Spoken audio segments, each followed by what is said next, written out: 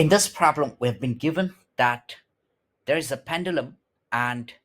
the kinetic energy of the bob of the pendulum at the bottom of its flight,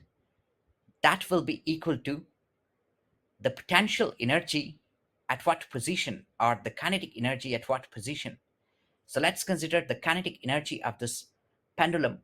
at the bottommost point as k, and we see that the pendulum, it swings. So let's say as the pendulum swings, it comes to this point,